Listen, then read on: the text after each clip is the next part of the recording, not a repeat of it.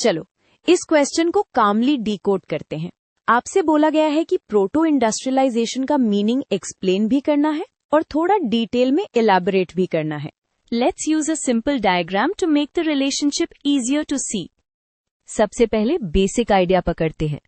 Proto industrialisation का मतलब होता है इंडस्ट्रियल रेवोल्यूशन से पहले का वो स्टेज जहां प्रोडक्शन ऑलरेडी बढ़ने लगता है लेकिन फैक्ट्रीज वाले सिस्टम में फुल्ली शिफ्ट नहीं हुआ होता।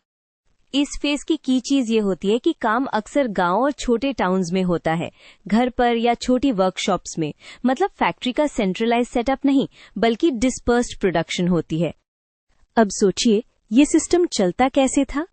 यूजुअली मर्चेंट्स या ट्रेडर्स रॉ मटेरियल देते थे जैसे कॉटन या वुल, फिर हाउस होल्ड्स उससे प्रोसेस करके क्लॉथ या अदर गुड्स बनाते थे और मर्चेंट वापस बाय कर लेता था। इसको पुटिंग आउट सिस्टम या डोमेस्टिक सिस्टम भी कहा जाता है। इस कॉन्सेप्ट को समझने का पॉइंट ये है कि ये ब्रिज स्टेज है। ये मार्केट डिमांड को ग्रो करता है, लेबर को वेज बेस्ड प्रोडक्शन की आदत डालता है और कैपिटल और ट्रेड नेटवर्क्स को स्ट्रेंथन करता है। फिर लेटर फैक्ट्री सिस्टम आना इजियर हो जाता है। एक कॉमन पिटफॉल ये होता है कि लोग इससे डायरेक्ट इंडस्ट्रियलाइजेशन समझ लेते हैं। डिफरेंस याद रखिए, प्रोटो इंडस्ट्रियलाइजेशन में मशीन्स और फैक्ट्री सेंट्रल रोल में नहीं होती। इंडस्ट्रियलाइजेशन में लार्ज स्केल फैक्ट्री प्रोडक्शन और मैकेनाइजेशन मेन फीचर बन जाते हैं।